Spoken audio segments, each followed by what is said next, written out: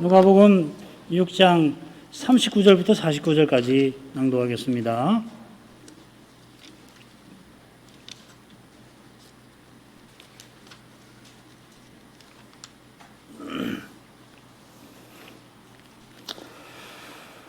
또 비유로 말씀하시되 소경이 소경을 인도할 수 있느냐? 둘이 다 구덩이에 빠지지 아니하겠느냐? 제자가 그 선생보다 높지 못하나 무릇 온전케 된 자는 그 선생과 같으리라. 어찌하여 형제의 눈 속에 있는 티는 보고 내 눈 속에 있는 들보는 깨닫지 못하느냐? 너는 내 눈 속에 있는 들보를 보지 못하면서 어찌하여 형제에게 말하기를 형제여 나로 내 눈 속에 있는 티를 빼게 하라 할 수 있느냐? 외식하는 자여 먼저 내 눈 속에서 들보를 빼어라. 그 후에야 내가 밝히 보고 내 형제의 눈 속에 있는 티를 빼리라. 못된 열매 맺는 좋은 나무가 없고 또 좋은 열매 맺는 못된 나무가 없느니라.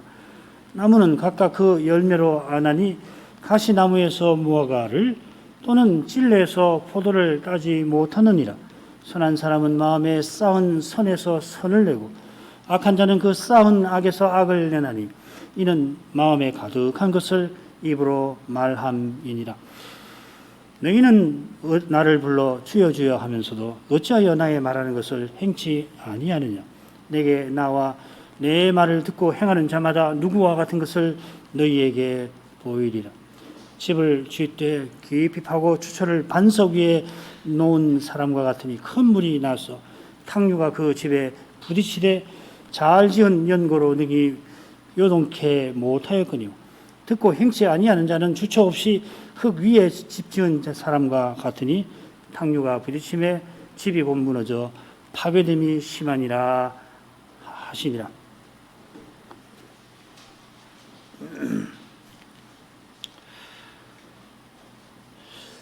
오늘 낭독한 본문은 이 평지복음의 셋째 부분입니다.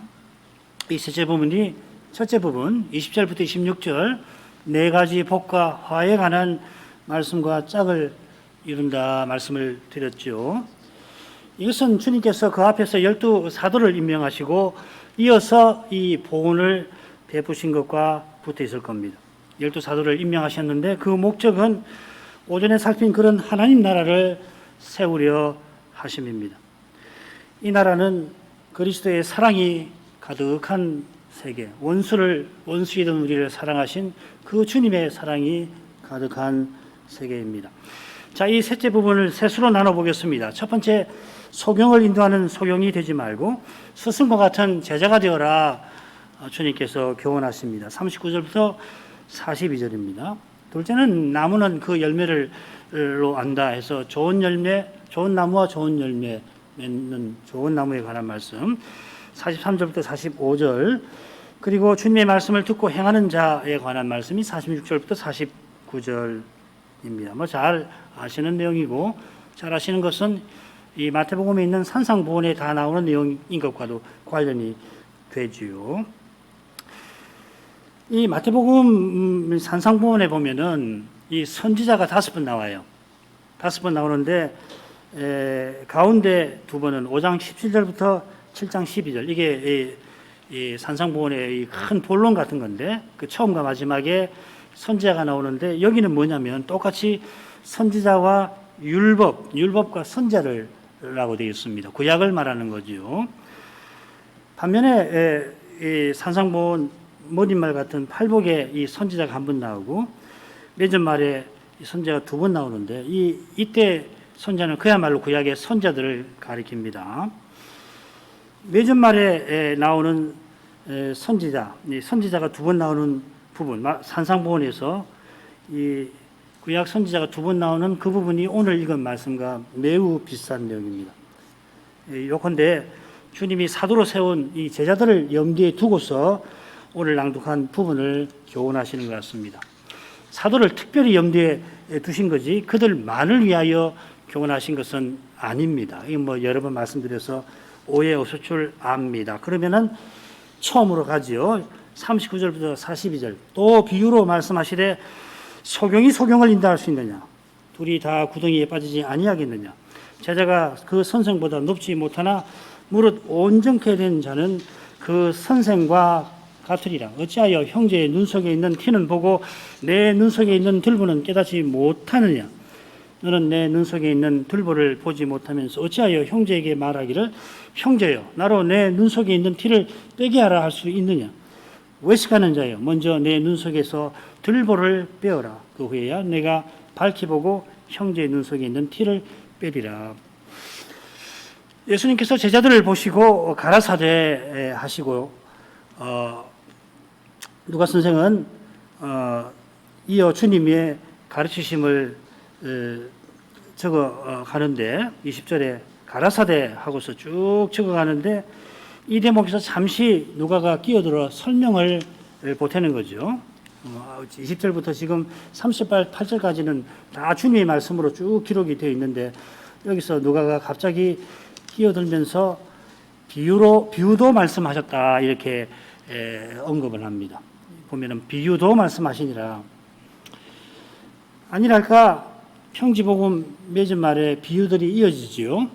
소경을 인도하는 소경이라든지 눈 속에 있는 들보와 티라든지 또 좋은 나무와 못된 나무 또 반석 위에 지은 집과 흙 위에 지은 집 이거 다 비유라고 할 수 있죠.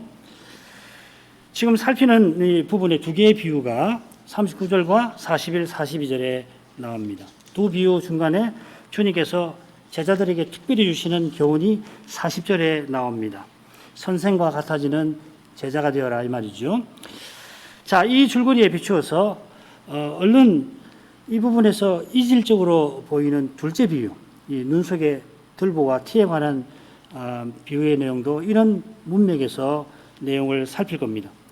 예컨대 자기 눈 속에 들보가 있어서 형제의 눈 속에 티를 보고서 그것을 빼어내려고 하는 그 외식하는 자들이 누구냐? 소경을 인도하는 그 소경인 것입니다.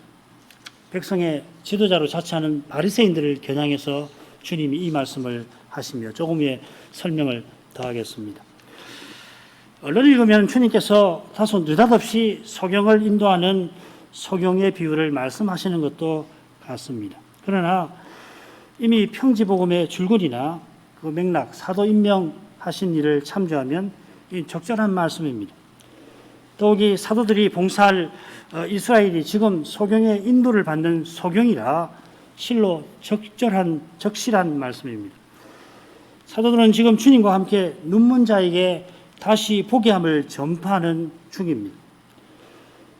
지금 이스라엘이 보아야 할 것은 세례 요한이 전한 대로 도끼가 나무 뿌리에 놓인 현실입니다. 도끼도 나무 뿌리에 놓였다 강조해서 말했죠. 그리고 그가 증거한 메시아께서 거기서 건지려고 지금 와 계신 사실입니다. 이런 메시아를 바리새인들은 감시하고 있습니다. 비판하고 정죄합니다. 자기 죄를 보지 못하니 남의 죄만 비난하는 것입니다. 이런 바리새인들을 향하여서 주님은 너희가 소경되었다면 죄가 없으려니와 본다고 하니 너희 죄가 그저 있느니라 고 책망하실 것입니다. 게다가 그들은 누구보다도 소경인데도 인도자로 자처합니다. 주님께서 십자가를 앞두시고 이들에게 화 있을진저 하시며 바로 이런 교만을 지적하실 것입니다. 율법의 정신을 모르니 율법의 형식만 내세워서 역시 소경인 백성을 멸망의 구렁텅이로 이끌고 있습니다. 이런 현실에서 사도들이 그리스도를 전파해야 합니다. 주님께서 사도들에게 소경을 인도하는 소경이 되지 않도록 경고하시는 것입니다. 그런 두려운 데 떨어지지 않을 길이 어디 있나 살피라 하십니다. 주님이 그 길을 이어 말씀하십니다. 누가 선생은 바리새인이 주님을 비난하는 대목에서부터 주님의 제자라는 말을 언급하기 시작합니다. 누가복음 5장 3절, 6장 1절에 보면 처음으로 제자라는 말을 쓰는데 주님을 비난하는 대목에서 나옵니다. 선생보다 못한 제자, 이것과 비슷한 말씀이 마태복음에서는 10장의 12사도를 이스라엘 온 고을에 파송하시면서 하신 거기에 나옵니다.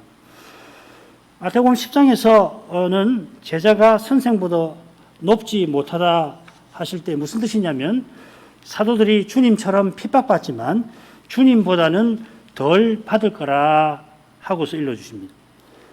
말씀을 전하다가 주님만큼 핍박받으면 족하다 하셨습니다. 여기서는 핍박에 관한 말씀보다는 사명을 받들 만한 준비에 관한 말씀 같습니다.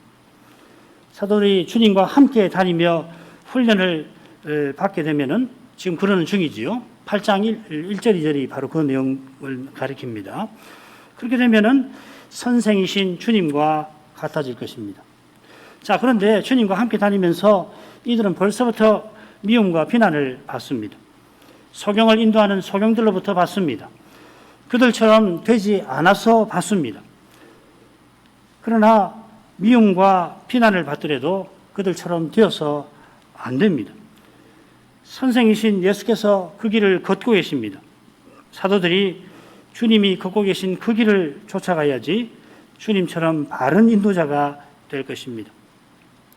주님께서 그들을 이스라엘 온 고을에 보내시면서 자기 십자가를 지고 나를 좇지 않는 자도 내게 합당치 않다 말씀하실 것입니다. 지금 주님과 함께 다니면서 주님을 좇고 앞으로도 성신을 의지하여서 주님을 쫓아가야 사도들이 맡은 소임을 이룰 것입니다. 특별히 주님께서 십자가로 가시는 그 길을 잘 살피고 그 길에 주님을 꼭 쫓아가야 합니다. 주님의 십자가를 바르게 깨달아야 십자가 지신 이 그리스도를 바르게 전파하게 될 것입니다. 마태복음 16장 22절 보면은 베드로가 바로 그 자리에서 예수님을 바르게 고백했는데 주님의 죽으심에 관해서 듣자 만류했기 때문에 십자가 지시기 전에 그가 주님을 3번 부인했던 것입니다. 주님의 십자가를 바르게 깨닫는 길이 이어나오는 비유에 나옵니다. 이 비유는 남의 눈 속에 있는 티는 보고 자기 눈 속에 있는 들보는 깨닫지 못하는 어떤 사람, 그 사람을 외식하는 자라고 부르시죠. 그 사람에 관한 것입니다. 눈 속에 대들보가 있다 하는 것은 사실상 있을 수 없는 일이고 티가 있는 것도 작은 일이 아닙니다. 이 티라고 번역했는데 왕겨를 가리킵니다. 왕겨 중에서 아주 작은 부분이 눈에 들어가도 눈이 아파서 견디기 힘들지요. 아파하는 그 모습은 누가 봐도 눈에 이물질이 들어가서 괴로워하는구나 하는 걸 알 정도입니다. 왕겨 하나가 통째로 들어가도 눈이 아파 견딜 수가 없을 텐데 만일 들보가 들어간다면, 대들보가 있다면 눈이 남아나지 않게 됩니다. 보는 게 아예 불가능할 뿐만 아니라 실은 그 이상으로 심각합니다.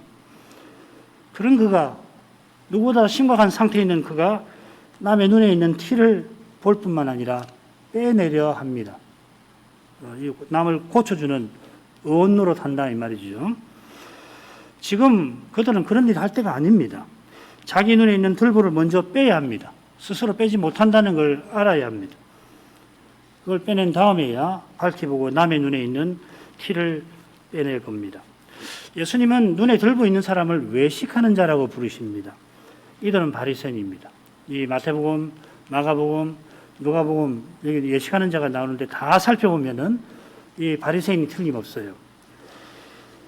그들이 마태의 집에서 잔치를 벌일 때에 세리와 함께 식사하는 이들을 죄인이라고 비난합니다마는 주님의 눈에는 누구보다 의원이 필요한 죄인입니다. 예수님께서 내가 죄인을 부르러 왔노라 하시는 말씀을 듣고서도 그들은 1회에 2번 금식하는 것을 자랑할 만큼 자기가 누군지 모르죠. 그 말씀하시니까 대뜸 우리는 금식합니다. 당신의 제자들은 왜 안 합니까? 자기를 자랑하는 것이죠. 그들은 사람들에게 보이려고 금식할 때 슬픈 얼굴을 하였고 기도할 때 회당과 큰 거리 여기에 서서 나와 같이 기도하시오 가르치려고 그렇게 했고요. 사람들에게 영광을 얻으려고 구제할 때 나팔을 불러서 지금 구제받을 사람 나오시오 합니다. 이런 그들에게 죄가 있으면 안 되겠죠. 죄가 있어도 그들은 감추어야 합니다. 게다가 백성을 선도하는 지도자니 백성의 죄를 보아야 하고 그걸 고쳐주어야 합니다. 온통 남의 죄만 보입니다. 그러니 급기야 자기 죄는 보이질 않습니다. 이게 보통 죄가 아닙니다. 그들은 이미 돌이킬 수 없는 두려운 상태에 처하여 있습니다. 사람 대신 하나님을 죽이려 합니다. 그래서 이미 독사의 자식이라 세례 요한에게 핀잔 들었습니다. 책망받았습니다.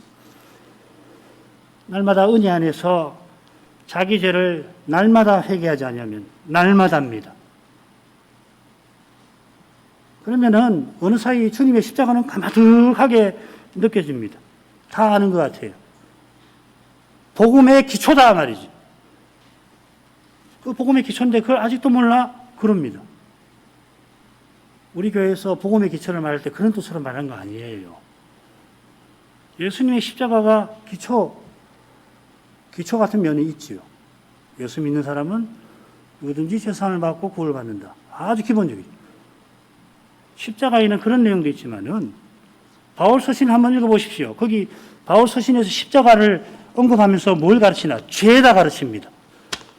바울은 기초적인 것만 아니라 전부 가르쳐요. 십자가는 그런 것입니다. 평생 못 깨닫는 겁니다. 평생 십자가를 연구해도 안 되는 것이에요.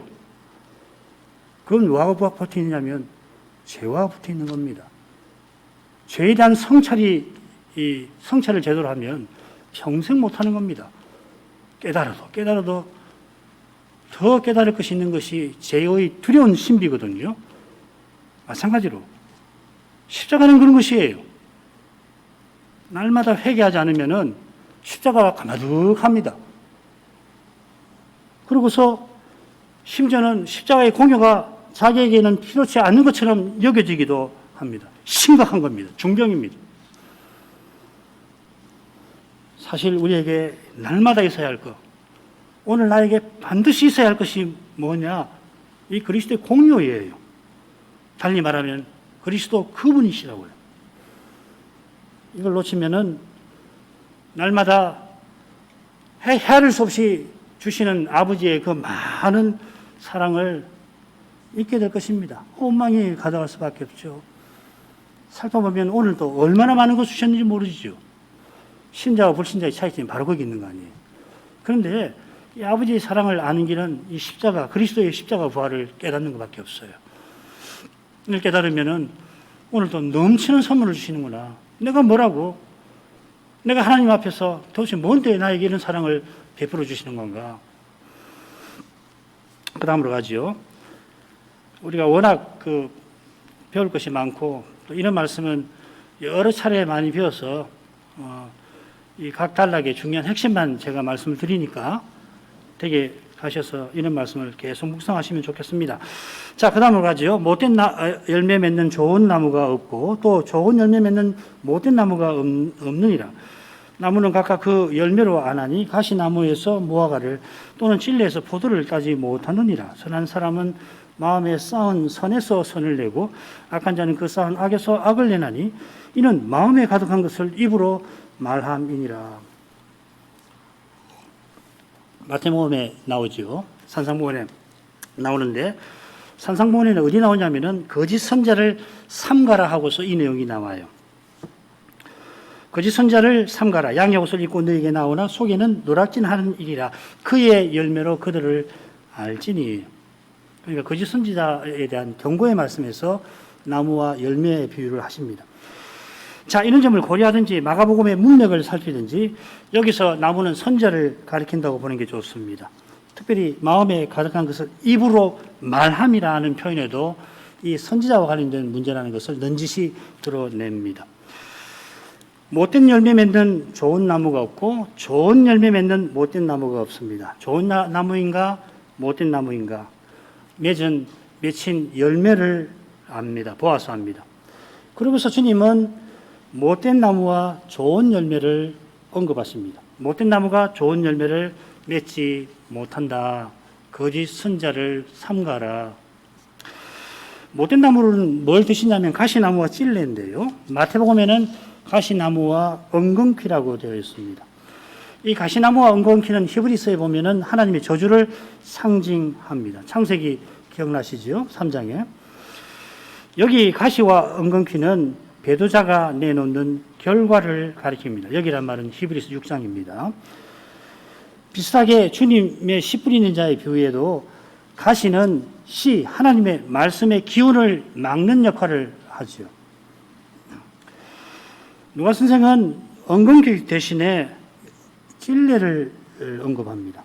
이 찔레가 누가복음에 한 번 더 나오는데 20장 37절에 가시나무 떨기라고 언급되어 있습니다. 읽어보겠습니다. 죽은 자에 살아난다는 것은 모세도 가시나무 떨기에 관한 글에 보였으되 출애굽기 3장 말씀이죠.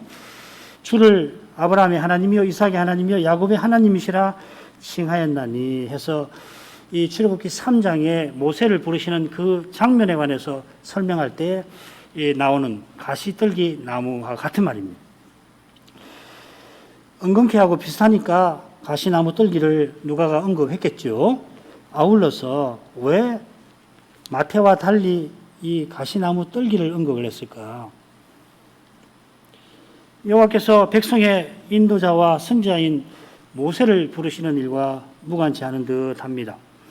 호렙산에서 여호와께서 임재하시니 가시나무 떨기가 불을 붙었는데 사그라지지 않는데 스스로는 가시나무 떨기같이 사그라질 모세지만은 성신의 임재로 그가 하나님 말씀을 전했고 백성을 인도하였습니다. 그야말로 소경인 백성을 가나안으로 인도하는 위대한 인도자였죠. 두 못된 나무를 언급하시고 이 나무들이 맺지 못하는 열매를 무화과와 포도를 주십니다. 무화과와 포도는 구약시대 언약 백성이 여호와의 사명을 이루는 삶을 흔히 가리킵니다. 마찬가지로 선자들이 구약 백성을 포도나무와 무화과 나무에 비유하곤 했습니다. 지금 나무보다는 선지자니까 무화과와 포도는 선지자가 하나님 말씀을 순전하게 전하고 거두는 결과일 겁니다. 그 결과가 무엇인지 누가가 쓴 다른 책 사도행전에 잘 나옵니다. 하나님 말씀이 왕성하고 많아지는 교회지요. 사도행전 6장 7절, 12장 24절, 19장 20절에 이 표현이 나옵니다. 이 교회는 동시에 핍박 중에 전진합니다. 말씀이 왕성하고 흥왕하고 많아진다고 한 말씀 앞뒤로 보십시오. 거기 교회가 핍박받는 내용이 나올 겁니다. 이건 붙어 있어요. 그처럼 사도들도 예외 없이 핍박 중에 맡은 말씀을 전합니다. 이것은 단연 그리스도와 함께 고난받는 일이죠.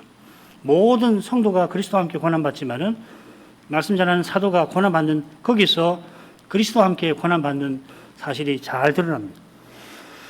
마찬가지로 사도행전에 기록된 사도들의 모습을 보십시오. 십자가 지시는 그리스도와 빼닮았습니다. 물론 표적 행하는 것도 마찬가지고. 이런 내용에 비추어서 45절의 말씀을 생각할 것입니다. 여기서는 선한 사람과 악한 사람이 나오죠. 나무니까 좋은 것, 못된 것. 못된 나무란 말은 쓸모없는 없다는 말도 되고 적합하지 않다는 뜻도 되는데 사람이니까 좋은 사람, 악한 사람. 여기 나온 표현이 이 마태복음에 나오는데 예수님께서 바리새인들을 책망하시는 대목에 아주 비슷하게 나옵니다. 읽어보면 알 것입니다. 마태복음 12장 33절부터 35절입니다. 나무도 좋고 실과도 좋다 하든지 나무도 좋지 않고 실과도 좋지 않다 하든지 하라. 그 실과로 나무를 낳느니라. 독사의 자식들아. 바리새인들이지요. 너희는 악하니 어떻게 선한 말을 할 수 있느냐. 이는 마음에 가득한 것을 입으로 말함이라. 선한 사람은 그 쌓은 선에서 선한 것을 내고 악한 사람은 그 쌓은 악에서 악한 것을 내느니라. 얼마나 비슷합니까? 바로 앞에 무슨 내용 나오는지 아시죠? 예수님이 이 성신의 능력으로 병자를 고치시니까 바리새인들이 그걸 보고서 바알세불을 힘입어서 고쳤다. 성신을 해방하는 그런 죄를 지었죠. 그래서 성신을 해방하는 자는 지금 그리고 내세까지 사함을 못 받는다 경고를 하십니다. 이 성신을 해방하는 죄가 바로 배도의 죄입니다. 요한일서에 나오는 5장 6절에 나오는 사망에 이르는 그 죄이죠. 바리새인들이 예수님을 바알세불을 힘입어 귀신을 쫓아냈다며 저분이 다윗의 자손이 아니신가 하는 백성들의 마음을 미혹한 것입니다. 마음이 약한 것에서 악한 말을 낸다는 건 이런 것이에요. 백성들을 멸망의 구렁텅이로 끌어가려고 미혹하는 말을 한 것입니다. 바리새인들이 독사의 자식, 악한 자의 아들들로서 이렇게 악한 말을 내놓는 것입니다. 자기만 망하는 게 아니라 다른 사람도 다 망하게 하는 것이에요. 백성의 인도자와 선생으로서 이런 무서운 일을 한 것입니다. 그들이 내놓은 악한 말은 마음에 가득한 악에서 나온 것이다 하였습니다. 반면에 주님께서 마음에 쌓은 선을 말씀하시는데 원문은 어떻게 했냐면 마음의 창고의 선이라 이렇게 되었습니다. 마음이 창고 같은데 선한 선자는 그 마음에 선이 쌓여 있고 악한 선자는 악이 쌓여 있습니다.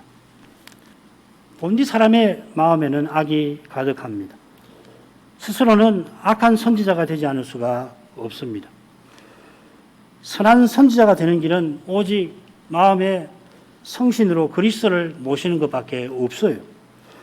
성신으로 그리스도를 전하는 것뿐입니다. 자기를 부인하고 자기 십자가를 지고 주님을 좇는 것뿐입니다. 달리 안 되는 거예요. 선지자만 아니고 사도만 아니고 신자도 마찬가지인 거예요. 그래야만 마귀처럼 자기 말을 하지 않고 성신님처럼 들은 것을 전하는 것입니다. 놀라운 대조 아니에요? 하나님이신 성신은 들은 것을 말씀하시고 피조물인 마귀는 자기 말을 합니다. 목사가 자기 말을 하면 안 돼요. 성신께서 깨닫게 하신 그 말씀을 전하는 것이에요. 마음에 쌓은 선은 오직 그리스도와 성신과 붙어 있겠습니다. 달리는 우리에게 악만 나옵니다. 왜냐하면 우리 것은 악과 죄뿐이니까. 우리에게서 나오는 것은 악뿐입니다. 우리는 얼마나 악한지 선도 악으로 만드는 그런 기막힌 재주를 갖고 있습니다. 하나님 주신 좋은 것으로 악을 내놓는 것이 우리예요. 이것을 깨닫는 사람은 성신을 늘 의지할 것입니다. 성신을 의지하는 사람이 그리스도를 본받아 악을 선으로 갚으려 할 것입니다. 그런 사람이 복음을 바르게 알고 또 순전하게 전하는 것입니다. 자기가 원수 사랑을 전해야 되는데 원수 사랑을 한 사람이 원수 사랑의 복음을 전하겠지요. 마지막 부분 또 간단히 생각해 보죠. 너희는 나를 불러 주여 주여 하면서도 어찌하여 나의 말하는 것을 행치 아니하느냐. 내게 나와 내 말을 듣고 행하는 자마다 누구와 같은 것을 너희에게 보이리라. 집을 짓되 깊이 파고 주초를 반석 위에 놓은 사람과 같으니 큰 물이 나서 탕류가 그 집에 부딪히되 잘 지은 연고로 능히 요동케 못하였거니와 듣고 행치 아니하는 자는 주초 없이 흙 위에 집 지은 사람과 같으니 탕류가 부딪힘에 집이 곧 무너져 파괴됨이 심하니라 하시니라. 너희는 나를 불러 주여 주여 한다 하셨는데 나의 말을 하는 것을 행치 아니하는 너희가 누굴까 살펴야 되겠죠. 자, 방금 읽은 말씀이 산상복음 마지막에 비슷하게 나오죠. 마태복음 7장 21절부터 23절. 거기 보면 나더러 주여 주여 하는 자가 나오는데 누구지요? 선지자 노릇하는 사람, 귀신 쫓아내는 사람, 많은 권능을 행한 사람들입니다. 말하자면 선지자 같은 사람들이죠. 주의 이름으로 이런 일을 행한 사람들이 사도행전에 나옵니다. 베드로와 요한이 부활하신 주님을 전하고 걷지 못하는 사람을 성전 미문에서 걷게 하였습니다. 바울 사도도 역시 하나님 나라를 전하고 구브로에서 또 귀신을 쫓아냅니다. 빌립보에서 귀신을 쫓아냈죠. 이것은 주님의 사도들입니다. 그런데 장차 사도처럼 행했지만은 사도와 달리 불법을 행하는 자들이 장차 심판을 주님께 받게 될 겁니다. 이들은 거짓 사도들이고 사도시대에 벌써 이런 거짓 사도가 교회들을 어지럽혔죠. 고린도후서가 대표적입니다. 자, 이 내용이 누가복음과 똑같이 나무와 열매에 관한 말씀에 바로 이어 나옵니다. 자, 이런 데서 여기 너희도 선지자 노릇하지만은 나의 말하는 것을 행치 아니하는 거짓 선생들인 것 같습니다. 그들이 선지자 같은 인물이라고 볼 만한 근거는 이어 나오는 비유에도 있습니다. 여기 집 짓는 사람이 나오는데 이 집 짓는 일은 교회를 가리키는 것 같습니다.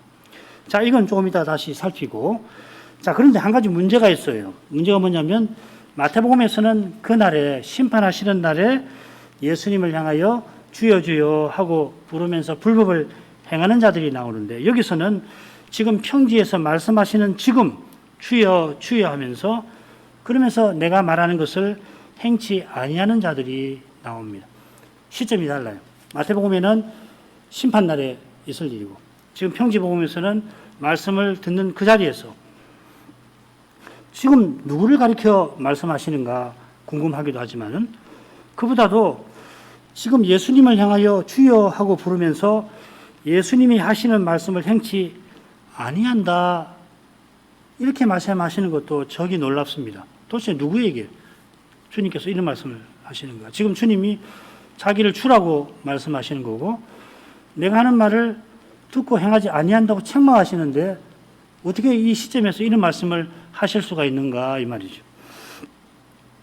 지금까지 누가복음에서 예수님을 향하여 주라고 주여 하고 부른 사람은 두 사람입니다. 베드로와 문둥병자입니다. 이 두 사람이 지금 주님의 말씀을 행치 아니하는 사람일 리가 없지요. 그 사람은 바로 앞에 마음에 쌓은 악에서 악을 내는 그런 사람을 가리킬 것입니다. 이들이 바리새인이라고 우리는 해석했습니다. 바리새인이 예수님을 주여 하고 부르는 경우가 누가복음에는 달리 나오질 않습니다. 이것을 제외하면은 나오잖아요. 누가복음에서 주여 하고 부르는 경우가 27번 나오는데, 한 번은 예수님이 성부를 주여라고 불렀고, 그리고 6번은 비유에서 하나님을, 그 비유의 종들이 하나님을 주라고 부릅니다. 나머지 18번은 모두 예수님을 향하여 부릅니다. 여기 2번 예수님을 향하여 주여 하고 부르는데 주님의 사도들, 참제자들이 부르는 게 아닌 것 같아요. 자, 그런데 베드로나 문둥병자가 예수님을 주여 하고 부른 것이 정당하듯이 당연하지요. 예수님은 영원하신 아들 하나님이십니다.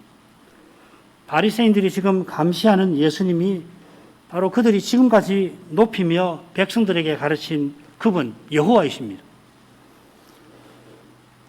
바리새인들이 지금 얼마나 어두운지 잘 드러납니다. 그들의 어둠에 비춰서 베드로와 문둥병자가 예수님을 주여 하고 부른 것은 얼마나 큰 은혜인지 잘 드러납니다. 우리가 예수님을 사람 되신 하나님, 여호와의 종이 되신 여호와로 고백하는 것이 이게 얼마나 놀라운 일인지 인생의 죄의 심연을 슬쩍이라도 제대로 본 사람은 다 알 것입니다. 오늘날 가장 탁월한 철학자가 있다 하더라도 자기 학문으로는 예수님을 주여 하고 고백치 못합니다. 철학자만 아니라 모든 분야에서 가장 탁월한 인물 모두에게 해당되는 것입니다. 그런데 주님께서는 그런 탁월한 인물들에게 철저히 무시받는 이들도 능히 주여 하고 부르게 하십니다. 이게 바로 은혜입니다. 이 은혜로만 우리가 예수님을 바르게 고백하는 것입니다. 이 은혜 없이 바리새인이 백성의 지도자라 자처하면서 누구보다 하나님을, 여호와 하나님을 섬긴다 하면서 소경을 인도하는 소경입니다. 누구보다 자기 죄를 모르면서 남의 죄를 지적질합니다. 죄를 모르니 회개할 길을 제대로 제시 못하는 거예요. 그렇잖아요. 죄를 모르는데 어떻게 회개하는 길을 제시하냔 말이에요. 대신 자기네처럼 어떻게 합니까? 회개할 것 없는 의인처럼 살라고 가르치니까 그들에게 잘못 배운 이들은 배나 지옥 자식이 되는 것입니다. 바리새인보다도 훨씬 가혹하게, 잔인하게 형제와 이방인을 죄인 취급하는 것이에요. 그게 잘 믿는 줄로 생각하는 거예요. 바리새인들이 여호와를 높이지만은 지금 여호와가 말씀하시는 것을 행치 아니합니다. 그들이 이런 큰 잘못에 빠진 이유가 이어 나옵니다. 내게 나와 내 말을 듣고 행하는 자라 하셨습니다. 주님께서 내게 오는 자는 결코 줄이지 아니할 터예요. 나를 믿는 자는 영원히 목마르지 아니하리라 하십니다. 여기 내게 오는 자하고 나를 믿는 자가 변경되죠. 같은 말이에요. 내게 오는 자는 곧 나를 믿는 자입니다. 그처럼 아버지께서 내게 주시는 자는 다 내게로 올 것이라 하십니다. 바리새인들은 스스로 회개할 것 없는 의인이 죄인 부르러 오신 예수님에게 나아가지 않습니다. 나아갈 필요가 없습니다. 주님이 필요치 않습니다. 필요치 않은 것만 아니라 자기 세상 만드는데 주님이 걸림돌입니다. 걸림돌도 보통 걸림돌이 아니에요. 웬만한 걸림돌은 그냥 좀 공격해서 없애버리면 되는데 이 보통 걸림돌이 아니시거든요. 그래서 그들은 일찍이 예수님을 미워하고 죽이려 합니다. 그들의 죄는 보통 죄가 아닙니다. 성신 회방하는 죄, 배도입니다. 베드로는 그저 예수님을 잘 몰라서 안 믿는 그런 죄가 아니라 예수를 저주하고 죽이려고 하는 그런 죄, 그리스도의 교회를 말살시키려고 하는 죄예요. 우리가 지금 이런 시대에 살고 있다는 것을 잊지 마시기를 바랍니다. 주님께 와서 내 말을 듣고 행하는 자를 비유로 보여주십니다. 우선 이 사람은 선자 노릇하는 인물로 생각할 것입니다. 반석 위에 집을 세우는 사람입니다. 마태복음에는 지혜로운 사람이라고 되어 있어요. 그리고 마태복음에서 지혜로운 사람은 다 하나님의 종에 관한 말씀에 나옵니다. 큰 물이 나서 탕류가 되어 집에 부딪힌다 했는데 이 큰 물은 흔히 강이라는 말입니다. 집이 강가에 있는 모습인데 마태복음에는 재미있게 강들이라고 되어 있어요. 여러 강들이 있는 거기에 집이 세워집니다. 저는 이것이 에덴 동산과 에스겔과 계시록에 나오는 성전의 장면을 떠오르게 합니다. 이것이 주님께서 사도를 임명하신 목적, 성전인 교회 세우는 것임을 보여주는 것 같습니다. 시간이 많이 가서 오늘 이만큼 하고 다음 시간에 이 점을 조금 더 설명할 수도 있겠습니다. 기도하겠습니다. 거룩하신 아버지, 예수께서 사도를 임명하시고 평지에서 긴 교훈을 베푸신 듯이 실로 높고 거룩하다는 것을 이날에도 조금 깨우쳐 주십니다. 주님께서 홀로 이 뜻을 아시고 세상에 내려오셔서 이 뜻을 친히 이루어 가셨습니다. 그 뜻을 이루어 가신 시대가 저 옛날 호세아가 말씀 전하는 시대보다 더 오목하였습니다. 의견상으로는 바리새인이 북이스라엘이나 남유다의 백성처럼 무슨 구체적인 우상을 섬기지 않았지만은 그러나 그들보다도 훨씬 두려운 정도로 배도하였습니다. 그 두려움은 감히 메시아를 죽이려 한 데서 예수님이 자기가 하나님이심을 계시하시는 바로 그때에 그 예수님을 더욱 죽이려 한 데서 두려움이 일어납니다. 이런 무서운 배도가 이미 우리 시대에 만연하였습니다. 주님께서 이 시대를 다 아시고 우리에게 이미 엄중하게 경고하신 말씀들을 잊지 않게 하옵소서.